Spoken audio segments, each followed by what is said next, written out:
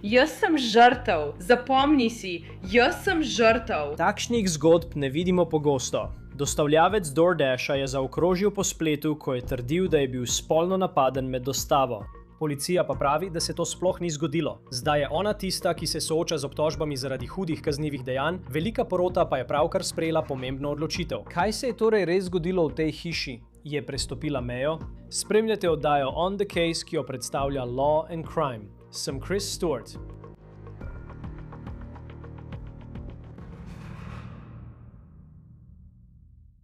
Hej fantje, na hitro vam želim povedati za aplikacijo Upside, ki vam vrača denar pri vsakodnevnih nakupih, kot so gorivo, živila in hrana za seboj. Tukaj je, kaj naredite? Brezplačno prenesete aplikacijo Upside, izberete ponudbo na eni izmed njihovih več kot 100.000 lokacij, nato plačate kot običajno svojo kartico, potrdite nakup in dobite denar nazaj. Jaz jo uporabljam za gorivo, pa tudi za hrano za seboj. Najprej poiščem ponudbe na Upside, potem ko opravim nakup, se denar pojavi v moji aplikaciji in ga preprosto prenesem neposredno na svoj bančni račun. Pogosti uporabniki Upside v povprečju dobijo nazaj $254 na leto. Če želite začeti prejemati vračilo denarja, kliknite povezavo v opisu ali skenirajte QR kodo in uporabite promocijsko kodo OTC, da prejmete dodatnih 25 centov bonusa za vsak galono pri svojem prvem polnjenju goriva.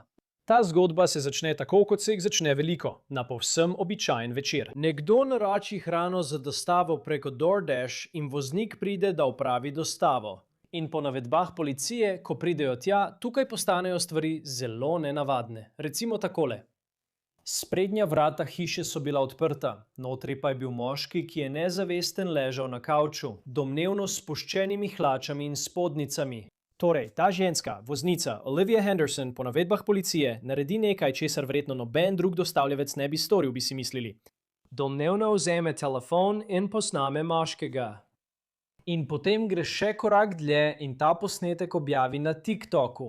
In zgodba, ki jo pove, je zelo resna zgodba. Pred 3 dnevi, 12. oktobra 2025, sem bila žrtev spolnega napada strani stranke DoorDash, medtem ko sem opravljala svoje delo kot voznica DoorDash. Na 100.000 ljudi si je ogledalo ta TikTok, vendar po navedbah policijske uprave Oswego ni bilo tako. Policija pravi, da moški ni bil plenilec. Bil je v nezavesti, onesposobljen zaradi alkohola. Po navedbah policije je bil pijan in po njihovi preiskavi ni prišlo do spolnega napada. Tako preiskava ni bila osredotočena nanj. Preiskava je bila osredotočena na osebo, ki ga je posnela, torej na voznico DoorDash Olivio Henderson. In Hendersonova je bila aretirana novembra. Obtožena je bila 2 kaznivih dejanj: nedovoljenega snemanja in razširjanja posnetka, pridobljenega z nedovoljenim snemanjem. Zdaj je ta zgodba dobila še en velik preobrat in postala še bolj resna, saj je 1. maja velika porota obtožila Hendersonovo in ugotovila utemeljen sum, da je storila kazniva dejanja. In istega dne se je pojavila na sodišču. In lahko vidite, da imamo posnetek, kako vstopa v sodno dvorano, za kar se zahvaljujemo WSY-RTV. Zdaj je za ti 2 kaznivi dejanji, ki jih očitajo, izjavila, da ni kriva. Vendar se zdi, da ta primer še dolgo ne bo izginil, saj v primeru obsodbe grozi do 8 let zapora za dejanja, ki naj bi jih storila. Torej, veliko vprašanje, ki je v središču vsega tega, je očitno. Kaj se je tisto noč v resnici zgodilo? Je bila žrtev, ki se je branila, ali pa je prestopila pomembno pravno mejo, ko je domnevno snemala nezavestnega moškega in ga objavila na internetu, medtem ko je ležal v svojem domu? Po podatkih policijske uprave Oswego se je to zgodilo 12. oktobra 2025. Torej, to traja že nekaj časa. In Olivia Henderson je delala kot dostavljavka za DoorDash v Oswegu v New Yorku, ki leži severno od Syracusa. Mesto je tik ob Ontarijskem jezeru. In po navedbah policije, ko je prispela na dom tega moškega kupca, je bil, citiram, onesposobljen in nezavesten na svojem kavču zaradi uživanja alkohola. In omenil sem, da je objavila njegov posnetek na TikToku, ki je po poročanju postal viralen.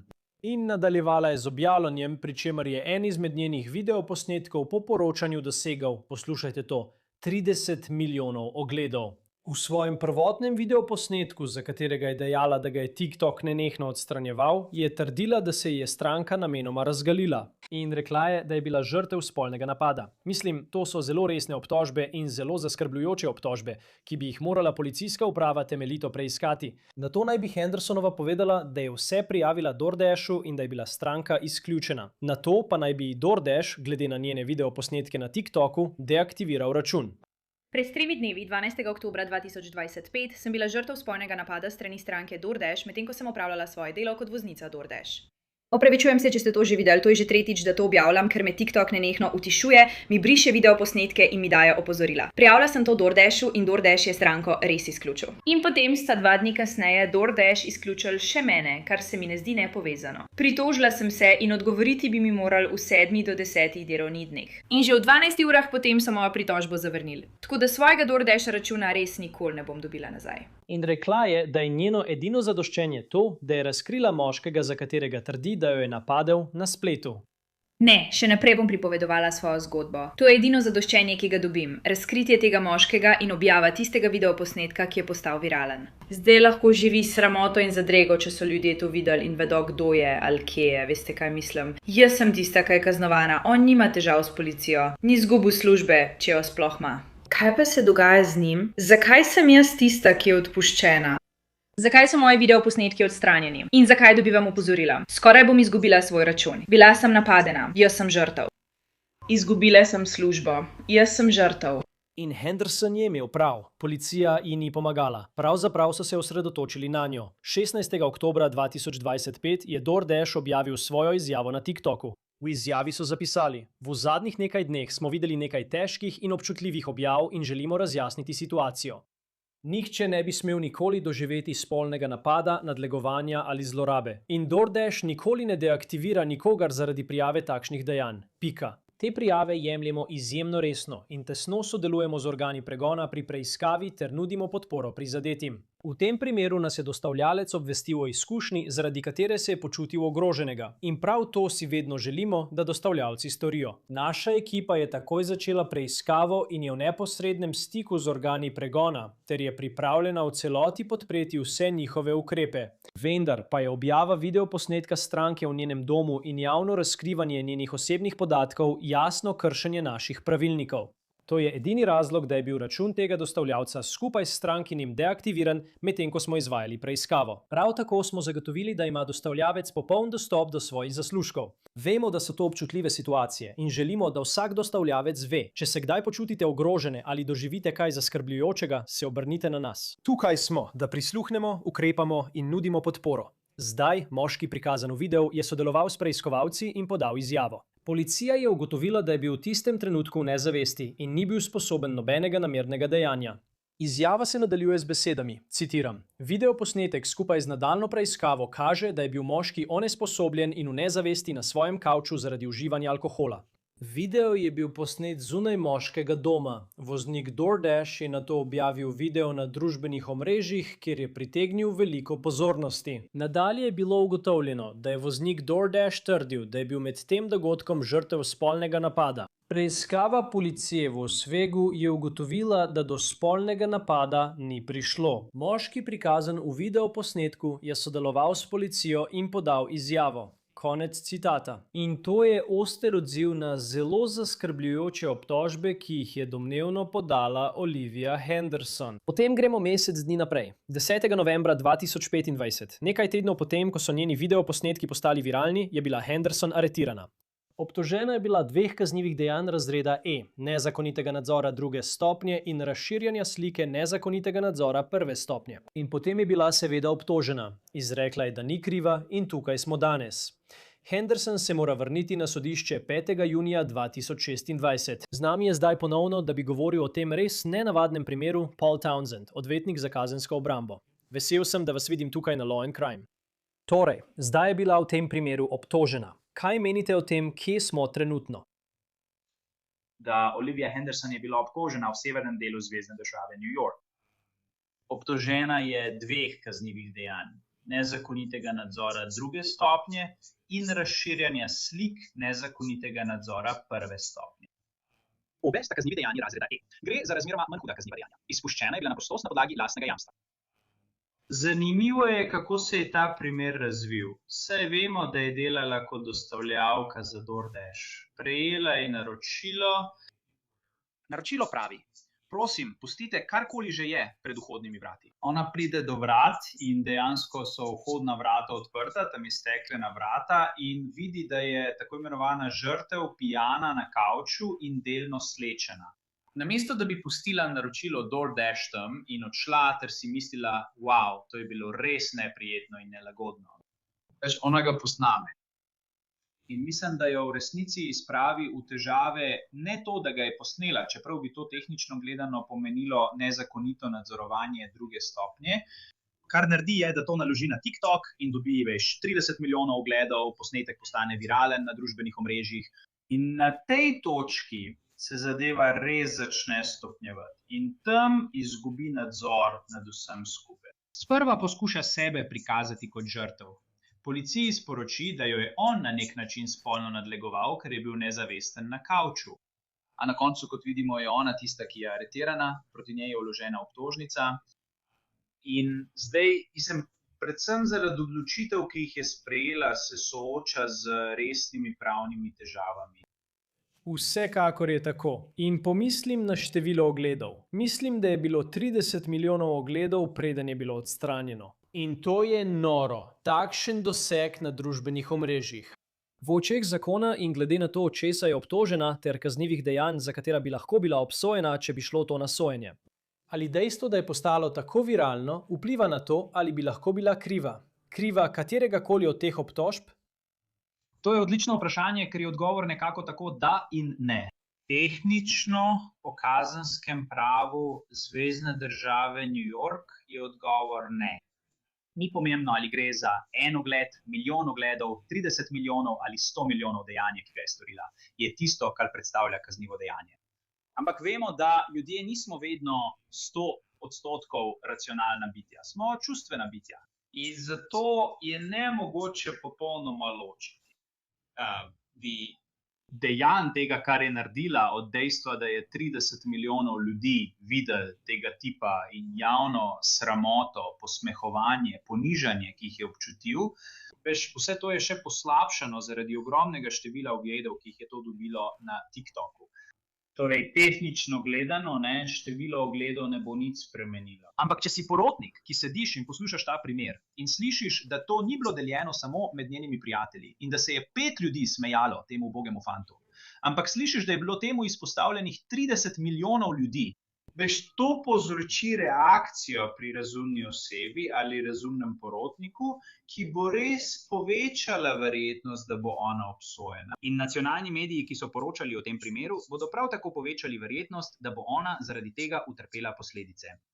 Mislim, samo pomisliš na tega tipa in je tako. Veš, prepričan sem, da se samo zbudi in si misli, da je samo naročil DoorDash. Zagotovo se je zgodilo nekaj, na kar morda nisi ponosen. Ampak potem izveš, da je to videlo 30 milijonov ljudi.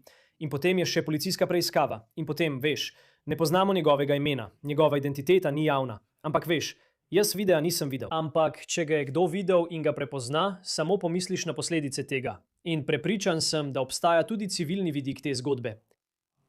Del te zgodbe me je spomnil na študij novinarstva, ko se učiš o fotografiranju kraja zločina ali česa podobnega in o tem, kakšna so tvoja pravica do zasebnosti. In če kaj vidiš, veš, ko prideš na kraj zločina, trak okoli kraja zločina. To nas učijo in vse to.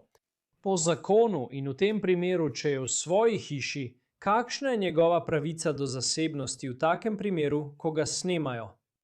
Torej, v svoji hiši ima to, kar zakon imenuje upravičeno pričakovanje zasebnosti. V večini primerov se to nanaša na ravnanja organov pregona. Veste, organi pregona ne morejo opraviti preiskave njegove hiše brez naloga. Ne morejo vstopiti v njegovo hišo brez dovoljenja ali brez naloga. Obstajajo pa določeni deli kazenskega zakonika, ki na splošno ščitijo zasebnost ljudi, ne glede na to, ali so v svoji hiši ali na kateremkoli drugem mestu, kjer bi lahko upravičeno pričakovali zasebnost. In nezakoniti nadzor druge stopnje, za kar je bila obtožena gospa Henderson, resnično preprečuje nekomu, da bi za lastno zabavo razvedrilo ali z namenom poniževanja nekoga. Jih snemo v stanju razgaljenosti ali na kakršenkoli sporno ekspliciten način. Tako da dejstvo, da je to v hiši, po mojem mnenju, res samo potrjuje, kdo je v tej situaciji ravnal narobe. Ampak res je škoda za tega fanta, ki mora zdaj skozi vse to. Ki mora pričati pred veliko poroto in če se ona odloči, da želi izkoristiti pravico do sojenja, bo moral stopiti na pričevanje na javnem sojenju in o tem govoriti. In potem bo njegova identiteta razkrita celemu svetu, ker bo primer dobil več medijske pozornosti. Zares je škoda, kako je to resnično obrnilo življenje tega ubogega fanta na glavo. In njegova zasebnost je bila resnično kršena, veš, brez drugega razloga kot to, da je bil pijan na svojem kavču. In posebej je pustil navodila, naj ne zvonijo na zvonec, naj ne vstopajo, ampak naj paket pustijo pred vrati. Veš, in če bi to bilo narejeno, ne bi sedeli tukaj in se o tem pogovarjali. Kako pomembno je to? Ker očitno vsak, ki naroča DoorDash, kot lahko vidiš, jaz sovražim, ko kdo pozvoni na moj zvonec. Zato imam napisano, prosim, ne zvonite, samo pustite tam in naredite sliko. Kot na primer, da imaš zapisano, če si tožilec, da je tvoja naloga pustiti hrano prav pred vrati, ne hodi noter. V nasprotju s tem, če bi rekel, prosim, pridite noter, odložite jo tukaj, tudi če tega ne bi storil. Koliko lahko že samo ta stavek, ki ga ima na svojem DoorDash računu, vpliva na to, kakšna bi lahko bila njena obramba, če bi šlo to na sodišče?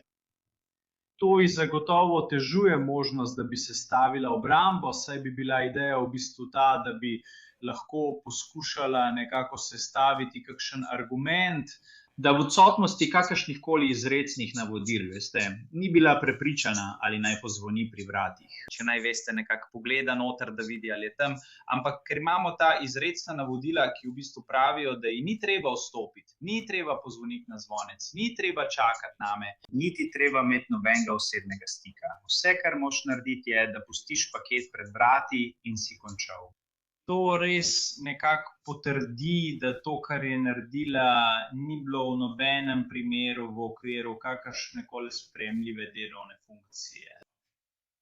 Snemanje skozi izteknjena vrata nikoli ne bi bilo nekaj običajnega za DoorDash dostavljavca.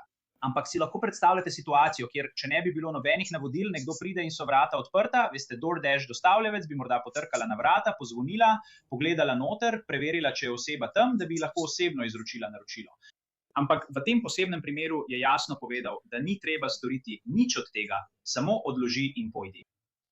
In če pogledamo izjavo, ki jo je policija dala ob njenem aretiranju, je bilo, citiram, nadalje ugotovljeno, da je DoorDash voznica trdila, da je bila med tem dogodkom spolno napadena. Preiskava policijske uprave Oswego je ugotovila, da do spolnega napada ni prišlo. Če je podala te obtožbe, in vem, da jih je javno podala, je vsaj vložila tudi policijsko prijavo, ali jo to postavi v brezizhodni položaj. Če si obrambni odvetnik in želiš zadevo peljati na sojenje, ali si nekako prisiljen držati se njene takratne izjave kot morebitne obrambe? Ne vem, če te to nujno postavi v brezizhodni položaj. Zagotovo bo težko to predstaviti kot vzdržno obrambo glede na odziv policijske uprave. Če bi želela podati takšen argument, bi morala v bistvu pričati in reči, veste, počutil sem se spolno nadlegovan zaradi njegovega vedenja, ko sem šel tja gor. Kar bo težko trditi, če je on nezavesten na kavču v svojem domu in z njo sploh nima nobenega osebnega stika. Trditi, da gre za spolno nadlegovanje samo zato, ker nekdo spi na kavču, je po mojem težko zagovarjati, tudi v najboljšem primeru. Ampak mislim, da to ni nujno nekaj, kar bi morala storiti. Mislim, da bo, če bo želela to pripeljati na sojenje, in res ne mislim, da bo ta primer končal na sojenju, mislim, da se bo na koncu to verjetno zmanjšalo na nekaj, kar ni kaznivo dejanje in rešilo s probacijo ali delom v splošno korist nekaj takega. In mislim, da bo obramba morala trditi, da to ni bilo storjeno zaradi zabave ali dobička, ampak mislim, da je to težko zagovarjati, saj je to objavila na TikToku. Ja, in to je res težko zagovarjati. In kot praviš, ja, če ne pride do sojenja, ampak potem pomislim tudi na civilni vidik, kar bi lahko bil problem zanjo, glede na to, koliko ljudi je videlo ta video. Kako je ta del vpleten?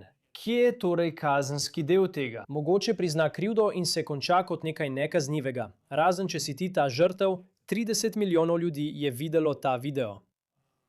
Veš, kdo ve, kakšen vpliv je to imelo na njegovo življenje? Ker veš, trenutno ne poznamo njegove identitete. Kako se ta del sploh kvantificira in razume, kakšen je bil dejanski vpliv na njegovo življenje? Hkrati pa vemo, da kot dostavljavka DoorDash verjetno nima veliko denarja pri 23 letih.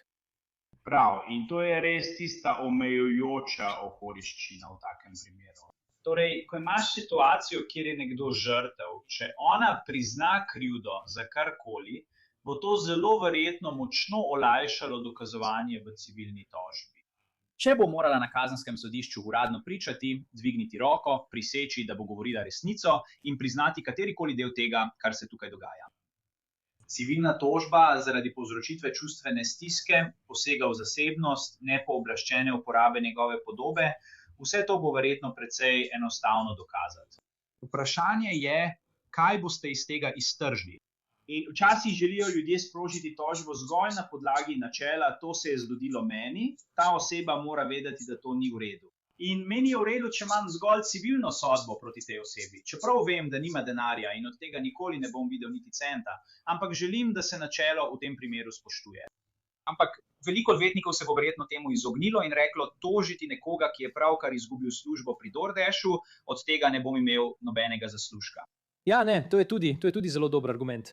Zanima me tudi vaše mnenje kot odvetnika za kazensko obrambo. Mislim, družbena omrežja so še vedno razmeroma nova. Tudi ideja, da nekaj postane viralno, je razmeroma nova. Imam občutek, da ima TikTok možnost, da nekaj postane viralno na načine, ki jih druge družbene platforme nimajo. Preprosto zaradi tega, kako hitro deluje njihov algoritem. Kako pogosti so takšni primeri? Ne zdi se, da bi jih pogosto videli, ampak ali si že kdaj videl kaj takega? Torej, primeri kot je ta, kjer nekdo posname nekoga v stanju, ko je slečen, niso preveč pogosti. Ampak lahko rečem, da opažamo porast uporabe družbenih omrežij v povezavi s kazenskimi pregoni. Imel sem kar nekaj strank, ki so se fotografirale z orožjem, z drogami in to objavile na svojih družbenih omrežjih. In to omogoči organom pregona, da pridobijo nalog za preiskavo doma te osebe, če je jasno, da je bila fotografija posneta v njihovi hiši. In lahko so aretirani, ker je mogoče na podlagi fotografij, ki jih objavijo na družbenih omrežjih ali videoposnetkov, ki jih naložijo, ugotoviti utemeljene razloge za sum, na katerih ljudje počnejo dejanja, ki jih kazenski zakon prepoveduje in se lahko uporabijo kot dokaz proti nekomu. Zato vsem svojim strankam povem, veste, morate biti zelo previdni glede tega, kaj objavljate na družbenih omrežjih, ker se lahko vse, kar objavite javno, uporabi, če predstavlja dokaz kaznivega dejanja. In morate se zelo zavedati, da ko je nekaj enkrat na internetu, je tam zavedno. Prej, kakršnekoli izjave daste, kakršnekoli videoposnetke ali fotografije objavite, morate biti prepričani, da ne boste čez 6 mesecev, 2 leti ali 5 let sedeli in se znašli na zatožni klopi kazenskega pregona. Ker ste se odločili, da bo nekaj smešno ali kul in ste mislili, da bo to samo za vaše prijatelje, pa pride ven. Ja, in v povsem drugačni situaciji, samo kot stranski komentar, ChatGPT je tisti, pri katerem imam občutek, da sem v zadnjem času videl veliko primerov ljudi, ki dobesedno postavljajo najslabša vprašanja, za katera si predstavljam, da bi si jih kazenski odvetnik najmanj želel videti pri svoji stranki. Ne gre za to, s čimer se ukvarjamo v tem primeru. Ta primer je zagotovo razred zase, vsaj zaenkrat. Paul Townsend, kazenski odvetnik. Vedno je odlično, da ste z nami na Law & Crime. Hvala, da ste se z nami pogovarjali o tem primeru. Najlepša hvala, da ste me povabili. Cenim to. To je vse za oddajo On the Case, ki jo predstavlja Law & Crime. Naročite se na nas na YouTubeu in Spotifyju, naše epizode pa lahko spremljate tudi na Peacocku. Sem Chris Stewart, se vidimo naslednjič.